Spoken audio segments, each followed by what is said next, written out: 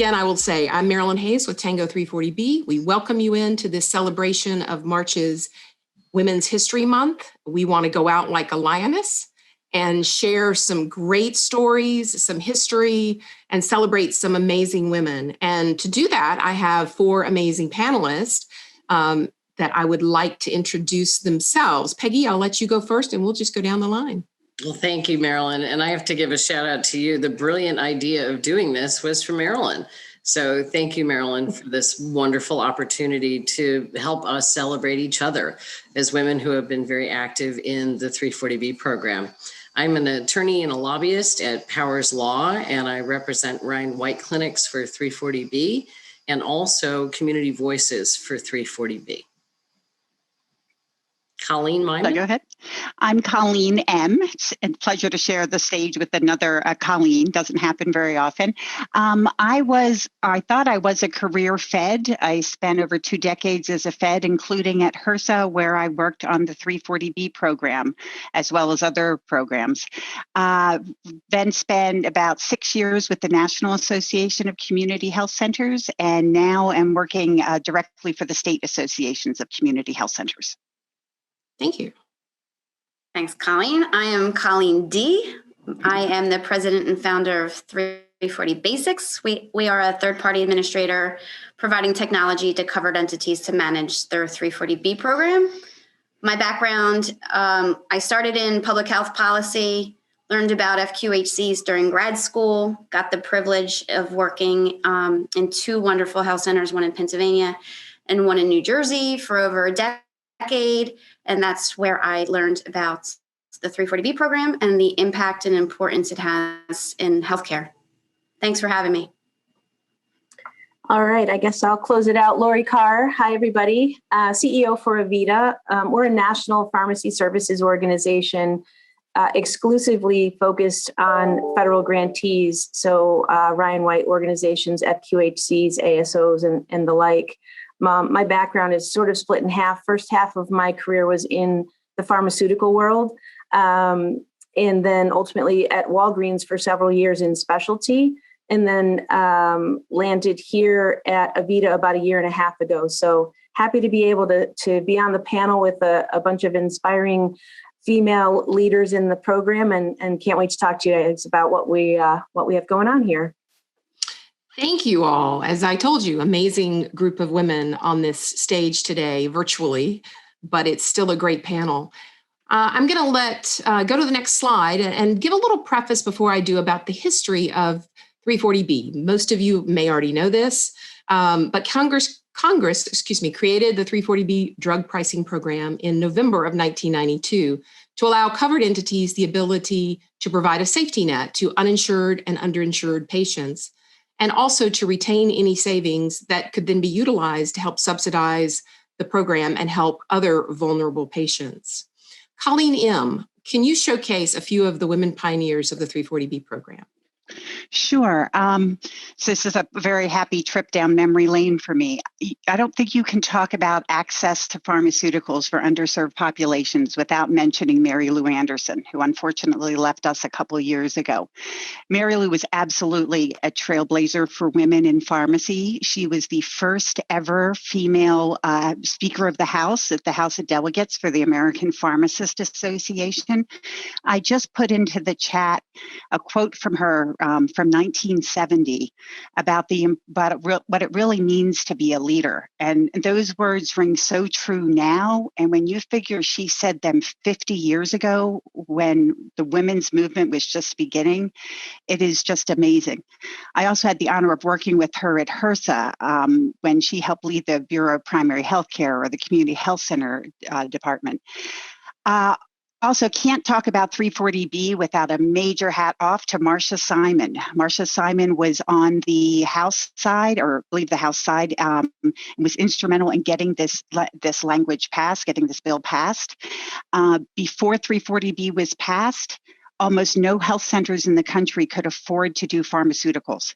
And thanks to the effort of people like Marcia and others who got this law passed, we now have pharmaceuticals in 99% of the community health centers around the country, serving 30 million people.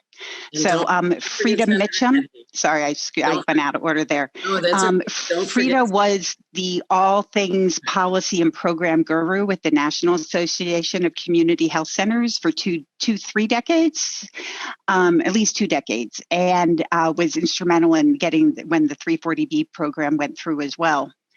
And then also with my former Fed hat, when I first started working at HRSA and became familiar with the 340B program, people might know the name Jimmy Mitchell, but Jimmy Mitchell was the face of the program. But Kathy McGee was his deputy, and she was the person you always reached out to. She was the person who just helped you figure out how things were working. So I just didn't want to mention anything about 340B without mentioning Kathy. I believe she retired from the uniformed service in 2011. So she's not at HRSA anymore, but really instrumental in setting up the program. Oh, and somebody just reminded me, Marcia was with Senator Kennedy. I knew that, but I know she worked very closely on the House side to get the language passed. So next slide, please. Okay. Maria Alvarez was somebody I didn't work with personally, but I know that she was also the head of what we conversationally call the 340B program, even though now it's officially the Office of Drug Pricing or Office of Pharmaceutical Affairs or whatever. People I did work with myself, Mary Wakefield was the director of HRSA throughout most of the Obama administration. She was there when the program underwent a major expansion as a result of the ACA. She approved the guidance allowing multiple contract pharmacies. She's a nurse, but also very well involved in the pharmaceutical world, was actually just involved in the Biden transition team as well. Lisa Sokol, who unfortunately is not with us any longer either, was with Apexus, and she set up a lot of the education and outreach programs from the prime vendor early on in the program. So once again, the discussion of 340B would not be inclusive without mentioning her. Does somebody else want to talk about Lisa Schultz? Yeah, I could jump in. Lisa is not only a pharmacist, but a really dynamic woman in the 340B space who also was back in the early days. She told me a story about there were another woman and Jimmy Mitchell and Lisa, and they called the three of them the three legs of the three-legged stool. And Lisa joked, or they joked about Lisa, that she was the one wearing the high heel on that stool. So I know Lisa can't be on the call today, but those who know her know she was at 340B Health and is now at Century Data Systems. So she is also a very notable woman in this space. And by the way, I should say we might miss people. I just want to mention to everybody, if your name isn't up here and you were involved, let us know. Put that in the Q&A and we'll make sure we try to mention it. Or if this goes as well as we hope it will be, we'll have another one to make sure that, again, we're celebrating as many women who have a instrumental voice in the 340B program as possible. Thank you, Peggy. That's a great reminder. There was no way to get all of them in here, and we had to try and keep it to as many as we could within the time allotted. On the next slide, you'll see some of the champions from the Senate from over the years. Peggy, can you give an example of how one of these ladies has been very instrumental in helping to shape and protect the 340B program? Sure. I hate to pick out just one because these four have been fantastic and always on our side on 340B over some rough years in the last couple of years, and very recently also very active in sending letters about the manufacturers' actions in the contract pharmacy space. I will tell you that I was supposed to be in a meeting with Patty Murray's staff to talk about the 340B program, and in walks Patty Murray.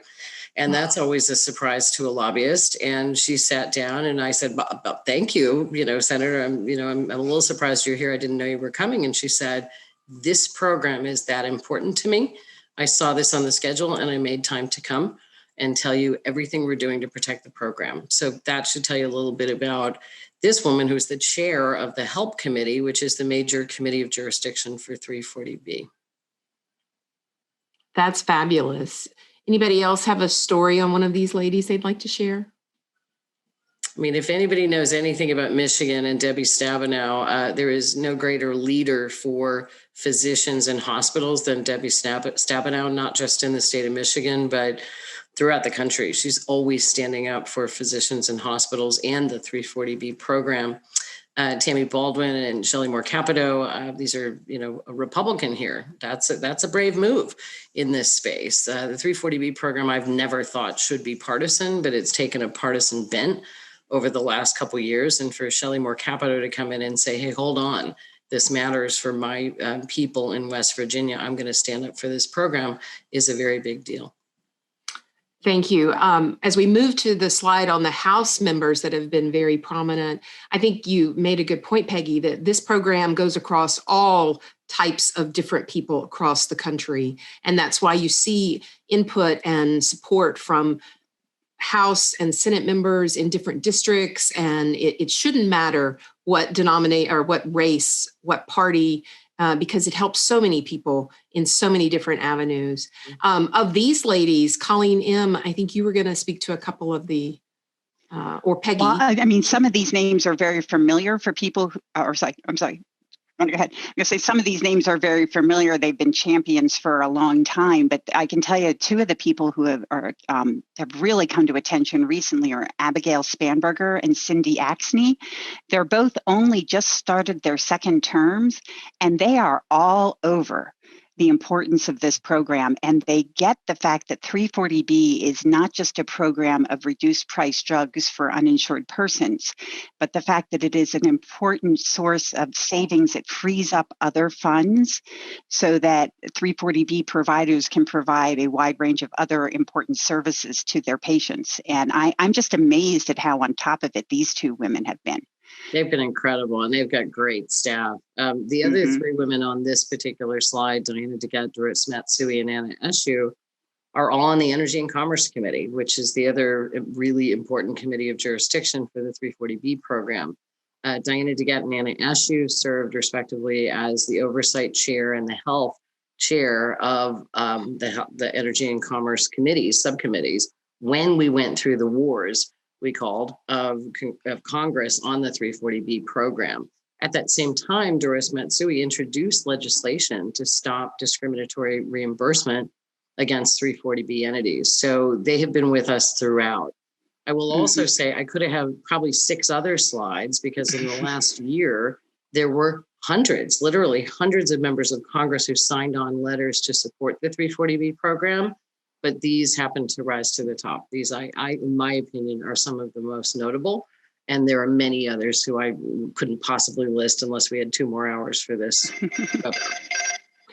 Good point. Moving from the Hill over towards other organizations, on the next slide, we see some of the current champions that come from the Health and Human Services and even from the White House that have been helping in the last and more recent years, and current and going forward, we think that they are going to continue to champion this. Colleen M., I think you know a couple of these ladies. Yes, I know 2 out of 3 of them. No discussion of women in 340B would ever be complete without a discussion of now she's Rear Admiral Krista Pedley. She has had the very challenging job of leading this program from the HRSA perspective. She's the head of the Office of Pharmacy Affairs at HRSA for, I don't know, since she was there, head when I was there. So it was probably, I'd say the last 8 or 10 years at least she's been there. She has been hauled up in front of Congress numerous times. I've really always felt for her the number of times she had to say the statute is silent on that, the statute is silent on that. But she is really at the, the kind of the point of the spear of a lot of the challenges with this program and just keeps rising to the occasion. Catherine Richardson is, I forget what her official title is at Apexis, the prime vendor, but you could not find a more helpful, customer service oriented partner in the 340B space. Apexis, as people know, is the 340B prime vendor. I remember going to Catherine early at my time with the health centers and saying, we need more health center focused information from your training in TA, and boom, everywhere. Health center focused FAQs, health center focused 340B universities, health center focused staff, really very much focused on making sure that people get the information that they need to focus on this, to operate this program in a compliant manner with as little confusion as possible. Dr. Marcela Nunez-Smith, I have not had the honor of meeting. She is a pediatrician, I believe, from Yale, but she is now not only a member of, or one of the co-chairs of President Biden's COVID task force, she is also the chair of his Health Equity Task Force, which we all hope and expect will be needed and will be active long after COVID is starting to recede.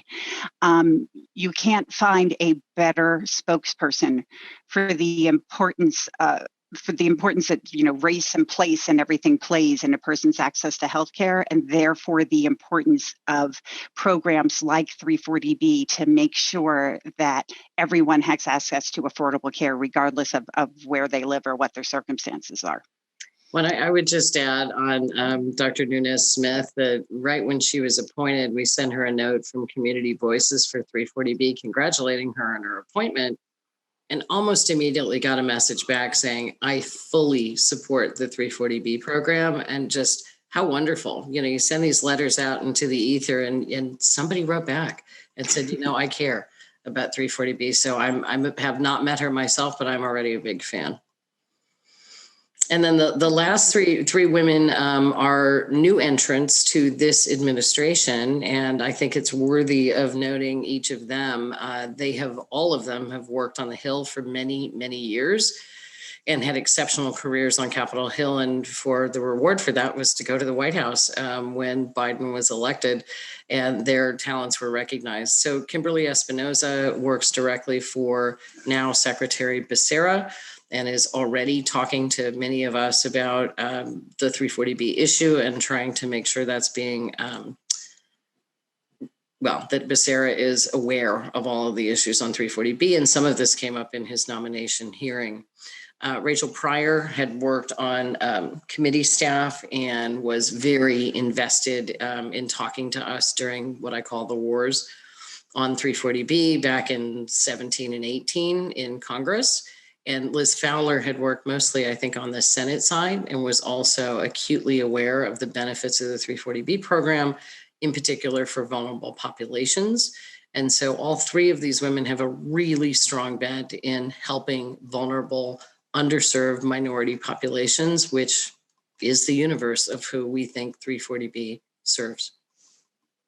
Thank you, Peggy. You're right. And I'm glad you mentioned CV340B. I believe I was remiss at the top of this webinar to mention that the Voices of CV340B are the sponsors of this webinar. And as Peggy said, hopefully not the first of many to come, because there are many women to champion. Moving from political on over to the next slide, these are a few of the 340B related associations. And as you can see, the pictures would have been too small if we started trying to put pictures on here. And I'm sure that there are people that we have missed, but it was not because they were missed because they're not important. It's just there are so many to pick from. But all of these prominent organizations, you notice, are run and led, these covered entity associations, by women, strong women. And if you see who's in charge and you continue to see a story that we're telling, women are very important in 340B, not only from the political side, but from the association side, as well as we'll talk in a little bit about from the consumer side. And so actually, Colleen D., I'm going to start with you. And if you would talk a little bit about the 340B space and what you think drives so many women to this space. Well, thanks, Marilyn. I think, as I mentioned earlier, my background is in public policy and public health. And I firmly believe that healthcare should not be considered a luxury, that it's a basic human right. And working in the community health space for over a decade, I learned about the 340B program in the early 2000s with limited access. These were the days when one contract pharmacy per organization. And the organizations that I worked at had multiple sites, 30 sites in 3 different counties in rural southern New Jersey. So you can imagine that access to getting low-cost drugs to the people who need it and who are out working on the farms and, you know, the working hard every day. This is not a luxury that they need to get to the sites. They need to get their meds for themselves and their family. So in the early days, it was so important to the community, to the health center, in terms of access. And then as it grew, it's been great to watch the growth of the program and how it's helped the health centers in terms of reinvesting to make sure that they can hire quality physicians to provide good care to the communities that they serve. And with the contract pharmacies, more and more patients now can get the drugs that they need in the communities that they live in without limited access. So it's a pleasure to be in this space, and I'm super passionate about it. And it's a great program that we need to all continue to champion for. I don't think you would hear anyone disagree with those comments. Lori, would you like to make a comment about some of these associations? Sure. I'll just tell you a little bit about why I'm focused in this area. So my entire career really has been focused on helping patients gain access to critical medications.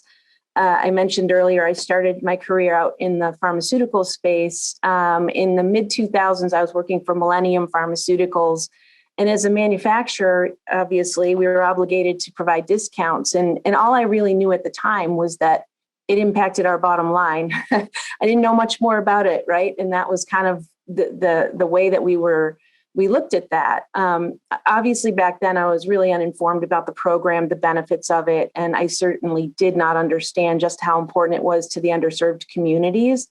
So as I moved into different companies and different roles in healthcare, my exposure to the program obviously grew exponentially, learned a lot about it while I was at Walgreens. And once I realized the magnitude of benefits that the underserved patients can receive, I knew I found my place in healthcare. That really hit home when I found Avita, where I am currently. And the work I've done and the passion I have for 340B has really accelerated as I get to see on a day-to-day basis the impact of the program and what we do as a contract pharmacy to help provide the revenue for our clients, and ultimately to see what happens for patients that they serve. So I, like Colleen, think there's nothing better out there, and we're all obviously working hard to protect it. Great. Thank you, Lori. Moving to the next slide, talking about CV340B specifically and what a phenomenal organization that is. And a couple of board members on here. Colleen D., I'm going to kick it back to you. You had a great comment and shared with us on the last slide about recognizing some of the lack out there and that drive to help fill that need for so many patients. I think you have a personal story, and then any other comments specifically about what made you want to be, and Lori also, on the board of this and the drivers behind CV340B. But we can start with Colleen. Yeah, the mission of the CV340B is just to give a voice to the people and the constituents that the 340B program serves. So it's a collective group of like-minded individuals that believe in the 340B program. And that's what our goal is to do, is to bring a voice, do some community outreach, find partners, and to just continue to advocate for the 340B program. So it's a great board, and it continues to grow and provide a lot of education, as I said, to the community to learn about the program. But personally, what made me want to join the board and continue to work in the 340B space, as I said, I worked in community health centers. We had a large health center, and we were actually self-insured, and I oversaw one of my areas was overseeing the billing department, and I had several employees that because we were self-insured, we're able to get drugs via the 340B program because their deductible outside was so large, they couldn't afford the medication that they needed for their children. It was an inhaler. So we were able to educate our employees on what the 340B program is, and it allowed them to get a drug that now costs $20 as opposed to $100+ And it just was really life-changing and eye-opening how important low-cost medication and access to these drugs is for people who aren't maybe financially well off, or just have competing priorities to take care of their family and aren't, able to afford at the cost of full retail. So it's just a wonderful program. And I saw firsthand how important it was to people that I cared about. Thank you, Colleen. I think it is important for us all to remember that this is a great program, every board, every association, but the program itself changed lives. It changes lives and it saves lives. And I think that seems to be a running theme here as to why we are also involved. And I'm sure everyone that's listening in on this webinar feels that passion as well. Lori, speaking of that a little bit, maybe pivot to the consumer side and women as caretakers as well as healthcare consumers. Yeah, sure. So as a mom of 4, I can confirm that women generally are the healthcare consumers and certainly caretakers. More importantly, though, as it relates to this topic, we should focus on how women are disproportionately affected by the lack of healthcare resources. I think it supports what Colleen just said. I'm sure the mom was the one trying to get the inhaler for the child, right? We still have 12 states, which by the way, represent some of the poorest states in the South who haven't implemented Medicaid expansion at this point. So in addition to lack of insurance coverage for themselves and their children, access to care is also very difficult. This is why the 340B program is so critical. Without the funding, there wouldn't be any community health centers to provide low or no cost prescriptions, medical benefits, access to food, transportation, and many other services that I'm not sure everybody is really clear exist because of this program, and in particular for the most vulnerable women in this country. Today we're talking about women leaders in 340B. It's really no surprise to me that so many leaders are women trying to help other women.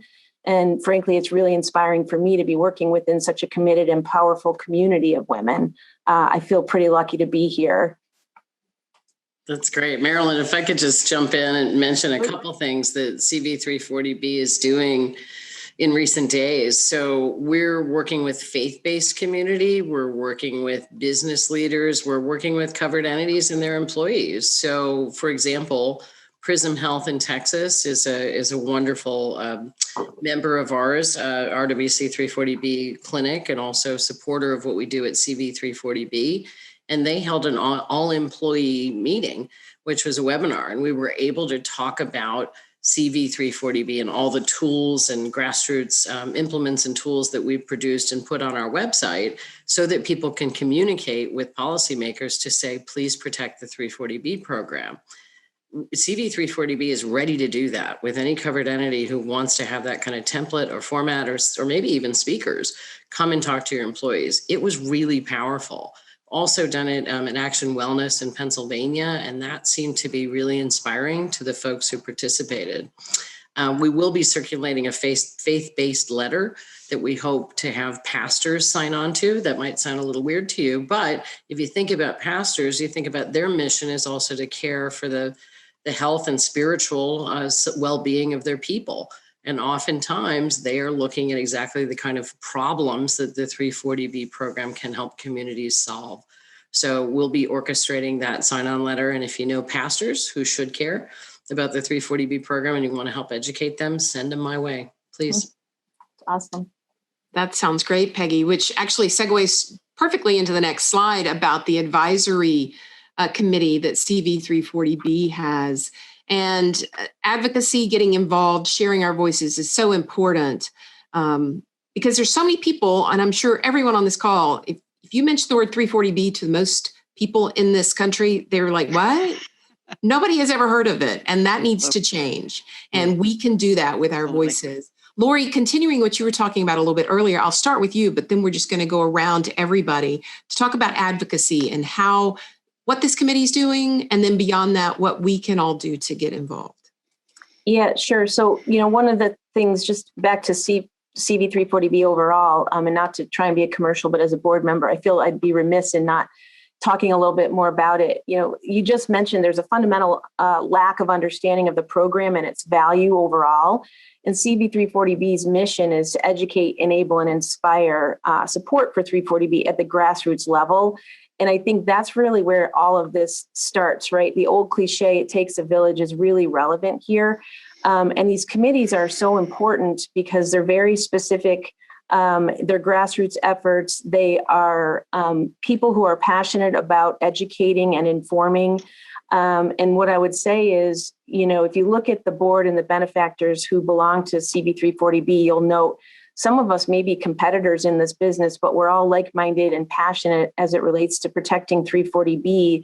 And we're looking for people like that to lead committees and to really get the message out and the awareness about the program and its value. So advocacy is at the core of everything CV340B does. And these advisory committees are helping inform what that should look like. Well, Thank you, Lori. Yeah. And just to mention, Nisima and Seema and Suvir are terrific advisory council members for CV340B, all coming from the space where they work, either directly with clinics or in clinics or providing actual services to patients. And so they bring an element of on the ground knowledge to CV340B that we're capitalizing on in our continuing grassroots efforts. Thanks, Colleen D. I think you meant me, but I'll jump in on Colleen D. I just wanted to underscore, I don't think it's possible to overstate the need to educate the public and policymakers about this program. First of all, honestly, it has about the worst name for a program I've ever heard of. It tells you nothing, okay? Even when people think they know something about it, they think of it as a program for discount access for pharmaceuticals, which it is, and that's very important. But for community, I can speak mostly for community health centers, but I think it's true of all the types of covered entities. It is so much more than that. It really is a program that, as the congressional record said, enables health centers to stretch scarce resources so that you can do more, provide more services. If 340B went away for community health centers, it wouldn't just be that we would lose our pharmacies, which we would go back to those days, but we would lose so many other services that 340B frees up the funds for us to be able to go out and provide. And it's such useful funds because, unlike most funds that come through the federal government that are pinpointed, you must use it for just this. These are funds that you have to use it to expand access, but you could use them. You could get your hands on them and deal with COVID when you needed to. You could get your hands on them and deal with opioids. You can get your hands. It gives flexibilities for communities to respond to needs, in real community needs, in real time. So without 340B, it's a lot more than pharmaceuticals at risk here. And so, as I said, people don't even know it's a pharmaceutical program to begin with. And then to try to get past that level to the next level of how important it is to the safety net as we know it, a big lift we all have, I think, in the educational realm. Well, and Colleen, I just add, not just at the federal level, we continue to educate at the federal level. And I'm feeling, a couple of years ago, I'd say only the Energy and Commerce Committee and Help Committee members even heard of 340B. Now that's a whole different story. But Colleen and I also do a lot of work in the States. And so I'd make a joke about a year ago to say the state legislators can't spell 340B. And now that's not being mean to them. It's just they didn't have to. They didn't have to think about 340B for many years. And then some of these issues in the last really year and a half, maybe more like 3 years, have just been bubbling and percolating and coming up. And so there's a huge education curve in the states with state legislators to get them to understand how 340B functions very differently than anything else they've ever heard of before. Peggy, it's something I've seen lately, which is really refreshing. I actually sat on a board meeting for a large health center in New York, as you talk about state policy and the impact. And it's just wonderful that the board members were so engaged. They knew what 340B was. They knew what it did for the health center and for their patients. And there were many faith-based members on the board. Federally qualified health centers have to have users on their board. So it's great. They're actually getting the services, and they're advocating now for the importance of 340B. And these women that you see here, these advisory committees, they're spearheading their health center, and I'm sure that they're informing their board and how important it is. So it's very integral to educating everybody on the program. Well, that's so helpful, Colleen. I think just in the last year, because New York has had this big, ugly fight about the carve out, that education has just spiraled in a fabulous way through, PR and media and websites and community coalitions and working with one another. There's a whole set of women who are working in New York who've always known about the 340B program, but are now spreading that great word even further. So New York is ahead of the curve in that education, and we hope others on the phone continue to spread the word out further. That sounds like a great idea. Let's not forget how important the men are as well. I just got to say it, because there are a lot of men there are providers, and they're doing great work. That's all. Give a shout out. You actually reminded me, Colleen D., that today it's spirit thought. Today is National Doctors Day. So all the female and male and any provider and physician out there. So we need to champion all of them, but especially those that work hard in the 340B program. Mm-hmm. So another celebration today. You talked about advocacy. You talked about state regulations and things, which moves quickly into the next slide. And we can spend hours on this slide. We don't have quite that much time, but these are some of the people that are leading the drive. The regulations are hitting 340B from all sides. And I think I'd like to just hear everybody's thoughts on, what is happening, where are we going, anything that comes to mind on this. We can start with Colleen M. Sure. I feel that the 340B program, as it was intended by Congress, is under attack from a lot of different angles right now. It's under attack in terms of covered entities being able to choose how they want to dispense the drugs. Perhaps most importantly, Congress made it so that the covered entities get the 340B savings, but there is nothing that prevents other groups from coming along and pickpocketing those savings out of the community health centers and other groups' pockets. So there's a lot of advocacy and battles that need to be fought right now to try to hold the program true in its operations, true to what I believe is the original congressional intent for the program, that this was to benefit safety net providers and their patients, that it is not to benefit a third-party payer. It's not to be used for some purpose that has nothing to do with healthcare for underserved patients. But we're really having to fight right now to keep the program focused and having the actual impact that it was intended to have. And so these women are women who I know are actively involved in that battle. Sorry, that's a strong word, but in that battle to try to maintain the program as we know it, so that we can maintain the support for the safety net that this program provides.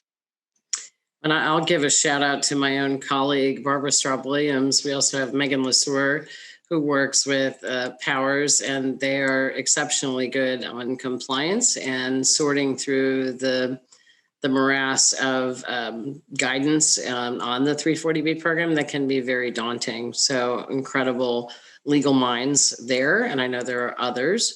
Colleen Myman, you had talked about Izzy and Amy and Ellen. Do you want to mention a little bit more about each of them?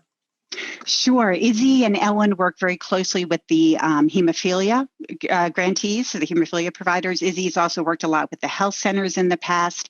Amy Yenyo, I believe, is out as a private consultant right now, but has worked extensively with Planned Parenthood, is a great person for reading through the fine details and making sure that she notices the unexpected consequences. I'm thinking of one particular event some people can probably remember, where she picked up some pretty important unexpected consequences. So whenever whenever I go off into some sort of a foray into 340B, I always feel like these women have my back, and hopefully they feel like I have theirs. And it's a good feeling because these are all mission-driven people who believe fundamentally, as Colleen DeClaudio said earlier, that access to affordable healthcare should be a basic right, and that this program is critical to keeping the safety net stable as it is right now. Colleen, you've got a question. Colleen M., could you address how 340B enables community health centers to better address women's health issues? Mm-hmm. Right, how it helps with CHCs. I would say, first of all, you can't care about access to care for underserved populations, I think, without having concerns about the financial stability of community health centers. They serve 30 million patients, about 60 to 2/3 of them female. You can't care about financial stability of underserved of community health centers without caring about 340B. It's a direct connection there. So really, when you talk about the impact of 340B on women at community health centers, it impacts everything that community health centers do for women. And you figure women are, in this country, they are predominantly the caregivers. There are about 2/3 to 3/4 of the caregivers are women. They're the ones responsible for getting their kids medicine, getting their kids into the doctor.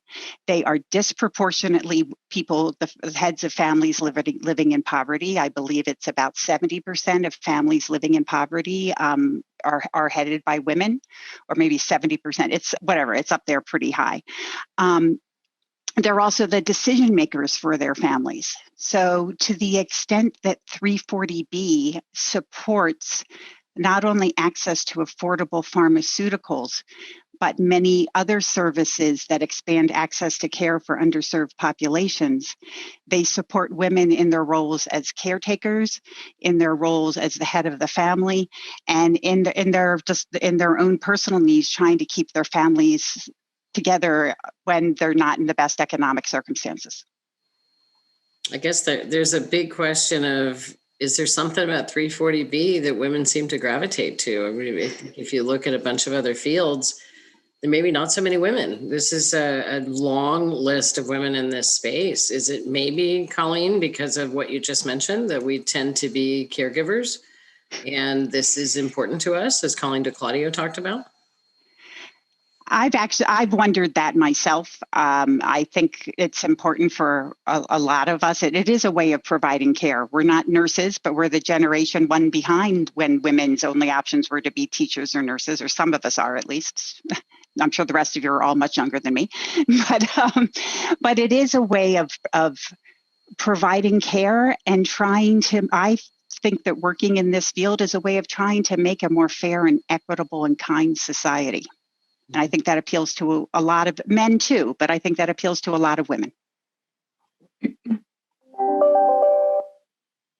That's a very important point, Colleen. And lovely technology. I went away for a couple of minutes, so I missed some of what you guys said earlier, but I'm back. And I do think that women end up as kind of the sandwich generation. They're caretakers for current and below, as well as caretakers for parents. And there is something to that, what you said, Colleen, very much so. And there are a lot of men that fall into that category too, by choice. And however, this is March, Women's History Month, so we're celebrating the women today.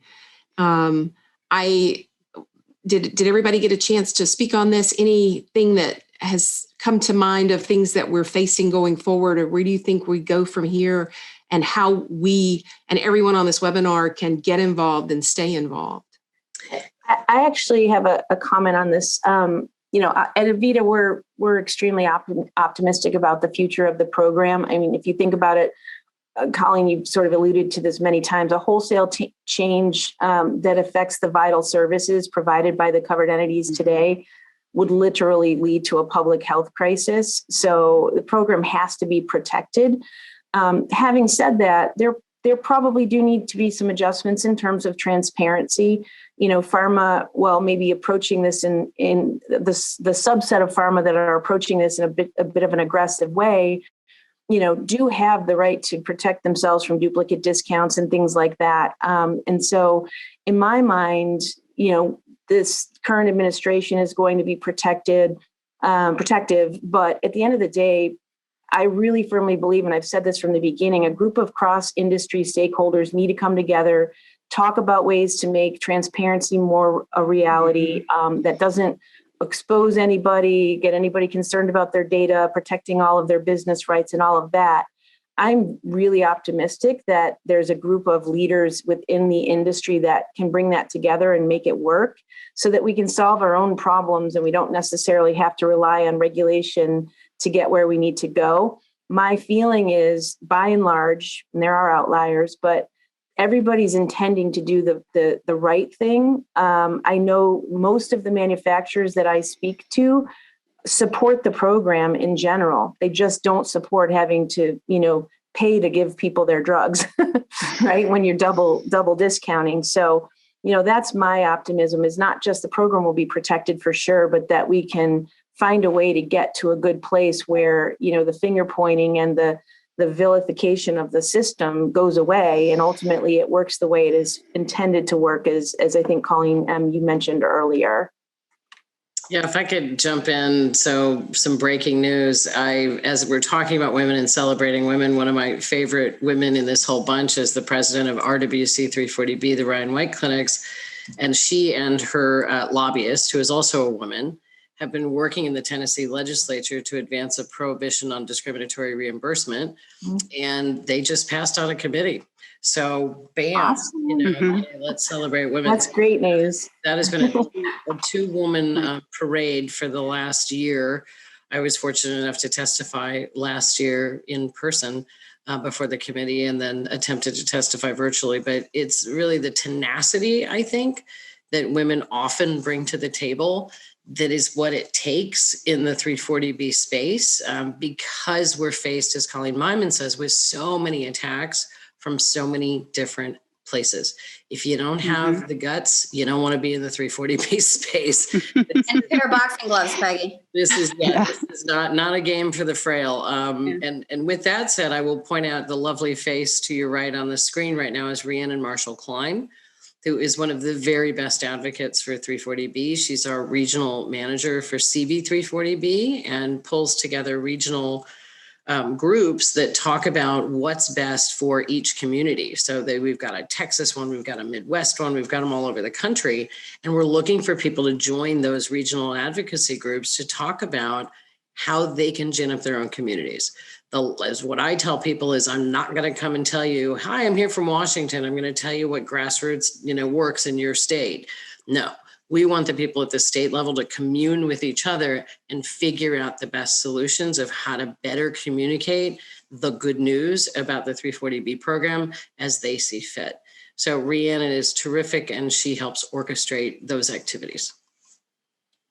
Thank you. We actually had a question in Q&A, and you may have seen that, Peggy, about the shout out to Rhiannon and asking you to speak on it. So that was great. That's pretty funny, because the person who wrote that is an advocate of extraordinaire in her own right. When I mentioned PRISM before, she was one of the ones who orchestrated that wonderful program they held recently. Oh, so that's great. Thank you, January. Another question might be, how can aspiring leaders, or maybe more importantly, how can people that are in this space that can lend their voices, that then they kind of become leaders? I don't know that oftentimes a lot of leaders are leaders because that's in their nature. It's not like I'm going to decide to be a leader today, but let's give a shout out to all of those people and encourage them to continue to do and to do more.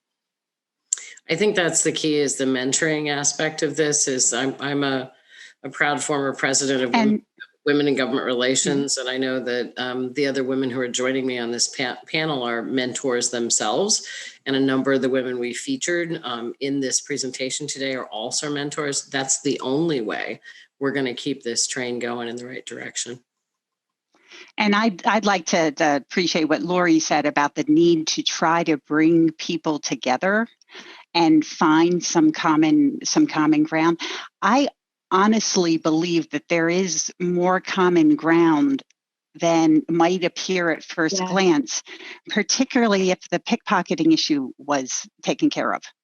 Yeah. Because I know, for instance, manufacturers want data from covered entities, and it's not that the covered entities have an issue with that data per se, other than the work, but it's that if you give over that data, it just means your savings are going to be pickpocketed. So I think there's a lot. I appreciate what you said, Lori, about getting people in the room together and just trying to explain, hey, do you realize when you're trying to do this, it actually does this to us? Yeah. I don't think, like grantees are already under requirements Yeah. to make sure that every penny of savings is used in a way that expands access. Yeah. There's already, how can we put requirements in place that work for people that aren't overly burdensome, but that give everybody involved the security that this program is really working the way it was intended to be working. And I tell you, in terms of aspiring leaders, people who can help both with education and getting people more aware of what's going on in this program, and people who can try to help find, navigate that common ground, because I don't think there's quite so much disagreement if we just got people, had some more in-depth conversations. Yeah, and we completely support that. The thought about the data, in fact, I'll give a shout out to Gilead. They've supported this program immensely. We spend a lot of time with Ryan White 340B clients, and they're trying to find the right way to do this, and they've come to us directly because we do, just like you said, we don't have problems sharing the data that we are allowed to share. It's a matter of protecting that data and protecting ourselves, right? And so they're thinking about ways to do that with us as opposed to around us. Some of the other manufacturers just decided to go around us, right? And if we're working together on it and everybody can get what they need, we're all going to end up in the right place. And I do also give credit to the manufacturers who maybe took some steps, but they carved out the grantees because it's crystal clear. It's fundamentally where the program's needs started. And it's also much more rigorous in terms of what they need to do with those proceeds. So all of these things just lend themselves to being able to come up with solutions, right? And I think that would be my answer to, the former leaders and existing leaders that we talked about today, the tenacity, coming up with new ideas, being able to drive consensus, and being, sort of open-minded about what we're all trying to accomplish, while knowing that everyone needs to run their businesses for profit or not for profit. There's still a way to work together. So I'm pretty passionate about that. For those of you that follow my LinkedIn, sometimes a little too passionate, I get in trouble with my chief compliance officer, but I'm working on that. That's great that you shared that passion, though. I think what I hear is education, communication, collaboration. Everybody seems to want to get to the same endpoint. And I think that there's a lot of that in-between space that communication and collaboration, coming to the table together and sharing ideas, can help everybody get down the road further and advance the entire 340B program. And I think that's great. I want to again say to everyone that has joined us, thank you so much. There is no way we got to everybody that should have been covered today. We were just glad to have time to give a shout out to some of them, and hopefully this will become a regular series. I also personally want to give a shout out to the ladies on our panel. Thank you to the Colleens and Lori and Peggy, of course, for lending your time and your expertise and your knowledge and your passion. That shows, and we want to celebrate women and celebrate 340B.